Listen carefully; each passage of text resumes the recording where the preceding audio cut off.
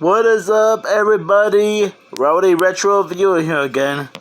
And yes, what you're seeing on screen is the Star Wars movie, The Empire Strikes Back, which I believe it's the second movie in the original trilogy.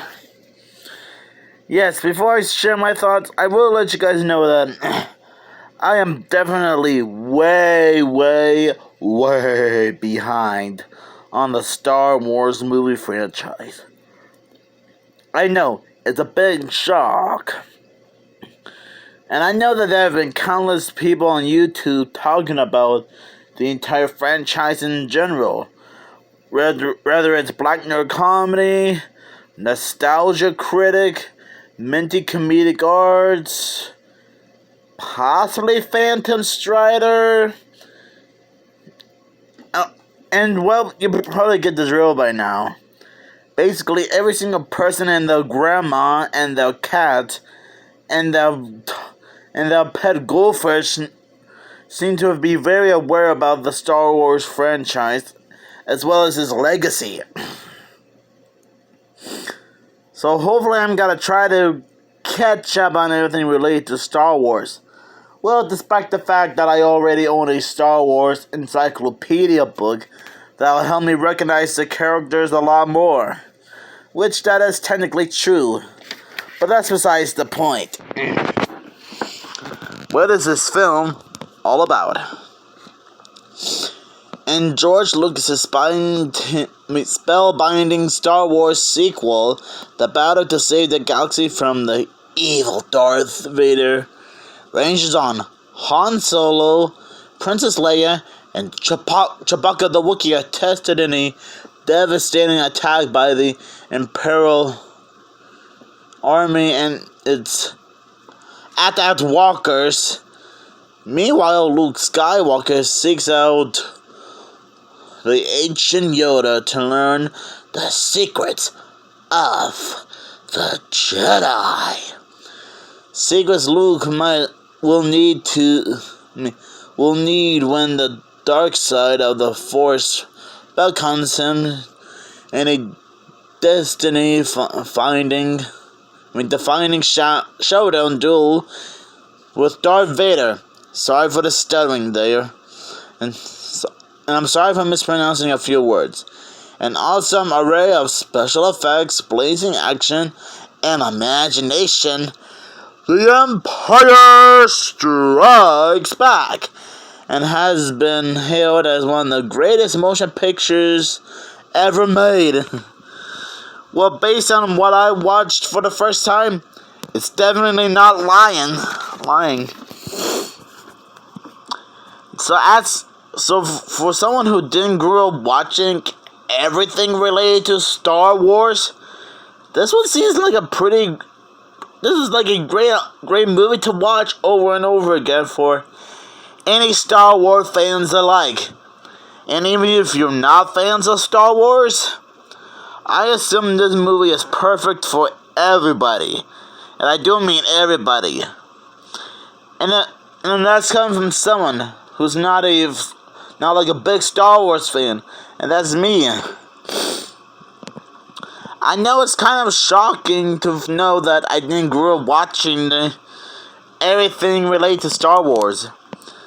In fact, the only time I was aware of about the franchise was, well, like I said before, I've seen other people talk about Star Wars, like the Nostalgia Critic reviewing the Star Wars Holiday Special.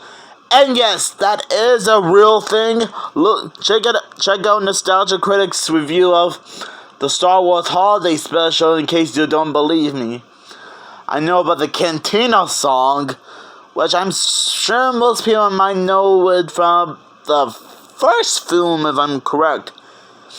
And I think there used to be a Star Wars CGI animated series on Cartoon Network at some point during the late 2000s. I think this was like before Disney bought the rights to Star Wars. Just thought I'd bring that up in case you guys thought I was making that up. And yeah, I think that's pretty much it. Oh, and I do remember that I used to play Angry Birds Star Wars, which I'm guessing it's kind of like a retelling of. Sorry about the coughing. I'm guessing it's kind of like a mobile gang retelling of the original Star Wars films, but with Angry Birds in it, which that is still also a thing. So I guess those are just like little details in case you guys probably didn't know. So yeah, this movie is, I will admit, did seem to be, and I do think it is pretty interesting. I mean, sure, maybe I'm not like a big Star Wars fan, and I'm still trying to get into it, but I wouldn't necessarily say it's awful or anything. I'm not saying it is. Now I will let you guys know that if you saw my other videos about the newest VHS tapes and DVDs I got, I did get this one along with the Back to the Future 30th Anniversary Trilogy DVD set, Jurassic Park, and another Star Wars related VHS tape. Right here. Return of the Jedi. And I think that is like the third Star Wars movie, if I'm correct.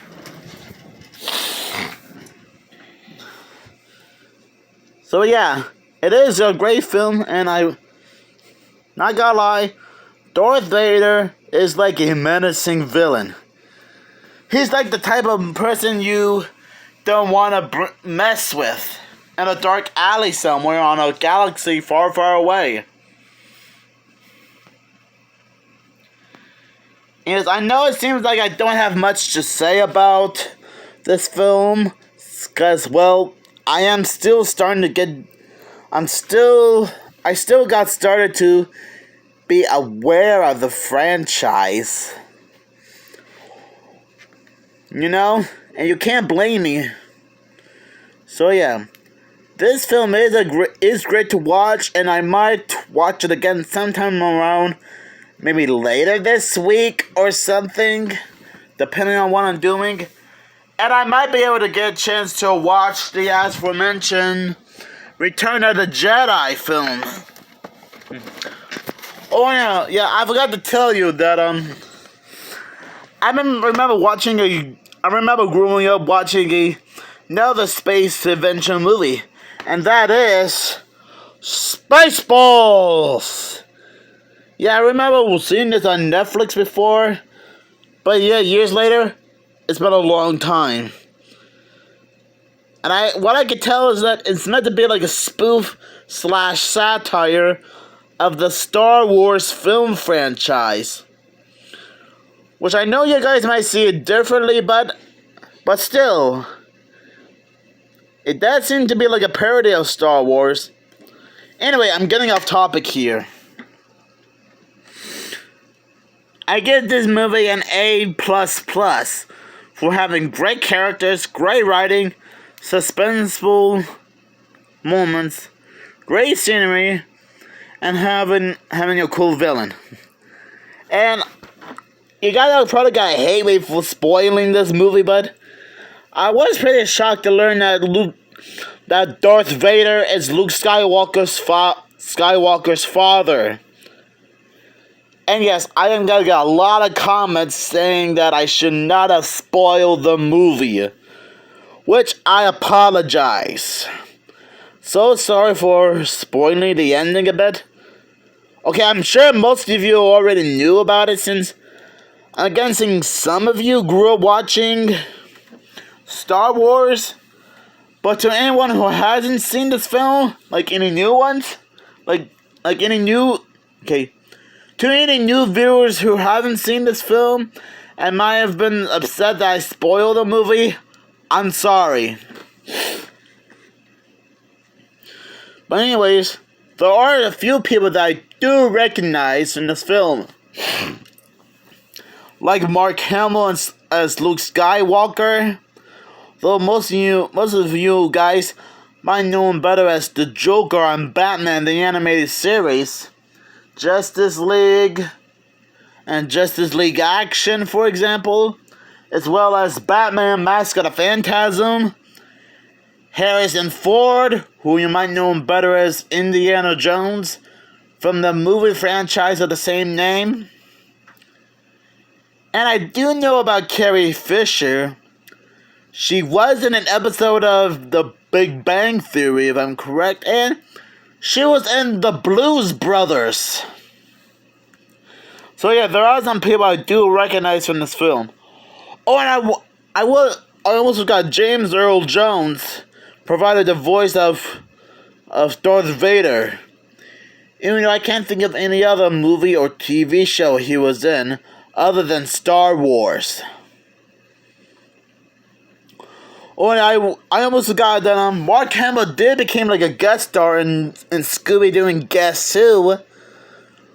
And I will admit, it is kind of funny that the guy would reference the original Star Wars movies, because I think that's what Mark Hamill is famous for. Oh, and then, yeah, Mark Hamill was also in The Big Bang Theory, where he wanted to attend Sheldon and Amy's wedding, to officiate the wedding. Yes, that's like a detail I almost forgot to bring up. That was for any sorry for the stuttering. For any Big Bang Theory fans out there who might see this video, just thought I'd bring up that piece of information. And I'm guessing that's the only Star Wars Big Bang Theory crossover episode we will get, if you know what I mean, right? But anyway, thank you guys for watching, and may the Force be with you.